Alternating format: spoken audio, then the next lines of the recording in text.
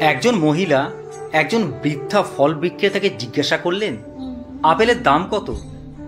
বৃদ্ধা উত্তর দিলেন, 300 টাকা কেজি। মহিলা বললেন, আমি 250 টাকা দেব, না দিলে আমি চলে যাব, কিছুই নেব না। বৃদ্ধা করুণ চোখে উত্তর দিলেন, আপনি যে দামে চান তাতেই কিনতে পারেন। এটা আমার জন্য বউনি, কারণ আজ আমি একটাও আপেল বিক্রি করতে পারিনি। বাড়িতে অসুস্থ স্বামী বিছানায় পড়ে আছে, আমার কোনো কর্মক্ষম ছেলেও নাই। পরিবারের জন্য খাবার জোগাড় করতে আমাকে তাই আপেল বিক্রি করতেই হবে।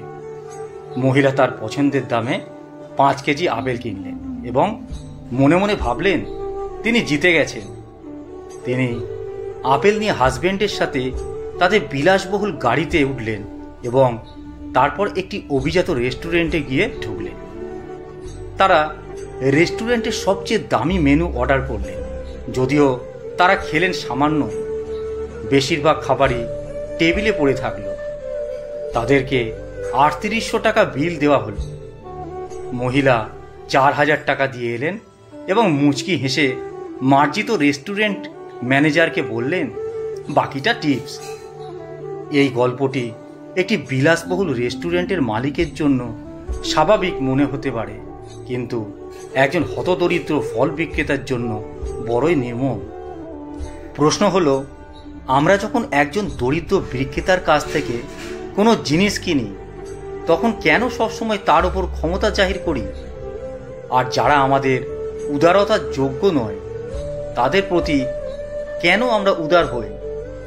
কোনো এক মহৎ মানুষের আত্মজীবনীতে পড়েছিলাম, আমার বাবা গরিবদের কাছ থেকে বেশি দামে জিনিস কিনতেন, যদিও তার ওই সব জিনিসের কোনো প্রয়োজন ছিল না। তিনি কখনো কখনো তাদেরকে বেশি দাম দিতেন। আমি তখন অবাক হয়ে যেতাম। একদিন আমি বাবাকে জিজ্ঞাসা করলাম, বাবা, তুমি কেন এটা করো? আমার বাবা উত্তর দিলেন, ওরা ভিক্ষা না করে পরিশ্রম করে জীবিকা নির্বাহ করছে। আমার তরফ এটা শুধু দান নয়, সম্মান দিয়ে দান। আমি জানি আপনাদের অনেকেই এই বার্তা শেয়ার করবেন না, অনেকে হয়তো আমার দৃষ্টিভঙ্গির সাথে একমতও হবেন না, কিন্তু যদি আপনি তাদের মধ্যে একজন হন যারা এই গল্পটি পড়ার জন্য সময় দিয়েছেন, তাদের দয়া করে এই গল্পটি শেয়ার করুন। সম্ভবত আপনি একটি ভালো বীজ বপন করছেন। লেখা